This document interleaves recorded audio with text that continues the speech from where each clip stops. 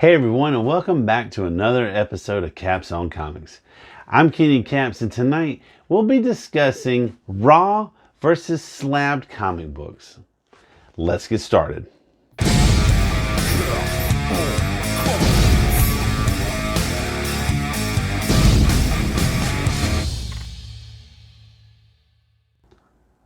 Okay, so to start off with, when I say slabbed, I want to explain that it's jargon.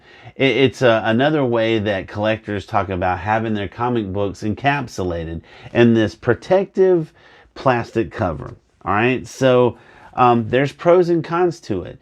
And before I get you into all those pros and cons, I want to explain the history of encapsulation or slabbing. All right, so in 2002, CGC, the first ever comic books grading company, opened. And the comic book market has never been the same. All right?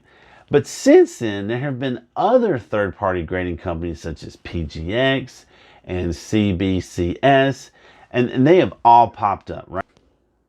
But CGC is still the biggest and most widely known in the biz. And there's a reason for that. There is this tier amongst all of these third-party grading companies where CGC still remains at the highest level. PGX and CBCS, they also will grade and put your comic books in a slab like this, but they just don't have the highest return on investment as a CGC product. Okay? Like I said, CGC is the most widely known in the biz, and there's a reason for that. So, as a collector and an investor, I want to know, should you have your book slabbed?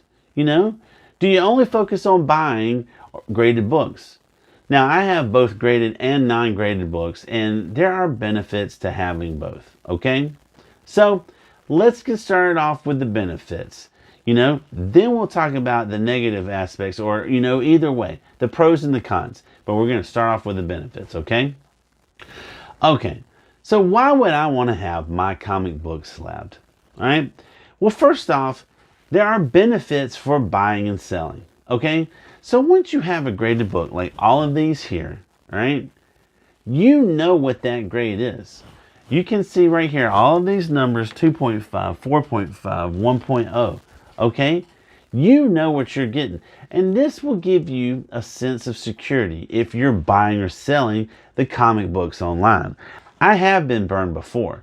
This happened when I bought a Journey into Mystery 83, Thor's first appearance. I bought it raw, and then I sent it into CGC to have it slabbed. Well, it came back as restored, and it had a purple label. And for those of you who don't understand, the purple label is called colloquially the purple label of death, because it will seriously drop the value of your comic book.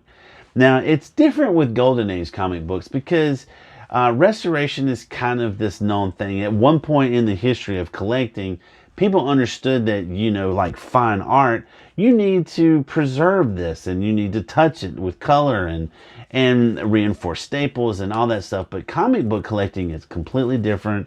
You're not expected to touch anything. So these blue labels that you see, these are comic books that have been unaltered. They have progressed through the natural stage of progression. They have been messed up by children left and right. I have some, they have kids' names on them, and oh, Charlie, why did you have to write on the back of my Sergeant Fury #1? Well, anyway, so getting your comic books slabbed provides you with this sense of security, and that you know that when you're buying or selling a comic book, you know that you're getting what you want. And for me, resale value is the biggest thing. I know that I won't be here one day and that these comic books will all be sold, and I want to make sure that my investment is going to get the greatest return. Okay? So secondly, they're slabbed. Once this book has been graded and is then encapsulated, your comic book should maintain that grade because they are protected. Inside of this container is a separate plastic container, and inside of that your comic book rests with a piece of Mylar paper in between the front cover, because the paper that the comic book is printed on is completely different than the paper that's the cover. And that acid that's in that paper will eventually leach into the comic book and will brown whites. All right? That's known as foxing. But this paper helps to reduce that over time. Okay? Now, that's just something else to understand. Also, you'll see that if you press these layers together, some people think that there's an oil in there or some kind of gas that these companies put in there. That's actually known as the Newton effect, and that's when you press two pieces of plastic together, it makes this rainbow thing. You don't believe it? Google it. And then there's tracking. There are websites like Go Collect that make it easy for you to track your collection's value by monitoring the sales of graded comic books. You can go take, for instance, Avengers #1. You go to Go Collect, type in Avengers #1 in the search engine, scroll down to your grade, which in this case is a 2.5, and it will tell you what the average value of that comic book is. All right? And that's pretty handy. But what are the benefits of raw comic books? Well, let's look at that. Okay, well, the biggest reason is reading.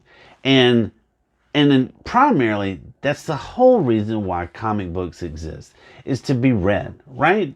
It's not the only reason, but most of the people who collect comic books read them, all right? And that's all good and fun, right? So if you plan on reading your comic book, or you just want the option to flip through the pages every now and then, if that's the case, you're better off leaving your books raw. If you want to own a comic book for an investment and to read, you need to buy a low-grade copy. All right? Another benefit of having raw comic books are the deals. If you want a key comic book but not spend a ton of money, then purchasing a comic book that's raw is the way to go. Raw books cost so much less than if you ever choose to have it slabbed, you can just send it in. Like, for instance, look at this, right? So I'm not just pro-slab. I also have tons of raw books. Just before Wonder Woman 1984 debuted, Pedro Pascal was cast as Max Lord. Justice League #1, well, this is like volume 3 of Justice League #1. This has got the first appearance of Max Lord, all right? This is just one I had from when I was a kid. But I didn't send it into CGC to have it slabbed because I didn't really think that Max Lord was going to amount to a whole lot. And I didn't think that it was going to be that big of an investment. Because when you send these comic books off to have them slabbed, even for a modern comic book, it's going to cost you upwards of $30. For something that's really significantly valuable, it's going to cost you a whole lot more. I don't even know how much it would cost to have my Amazing Fantasy 15 slabbed. I've already bought 4 of them already slabbed, and they use the scale of fair market value to determine how much it's going to cost to get it slabbed. So there's a whole side of that that I'm not really even sure I can talk about, all right? I don't really have all the knowledge to explain all that, okay? Well, that wraps up another episode of Caps on Comics. Let me know in the comments below your thoughts on the raw versus slabbed argument. I want to know what you like to do. I know some of you out there are with me, and like these right here, these are key comic books. They're major first appearances of important people, and they need to be protected.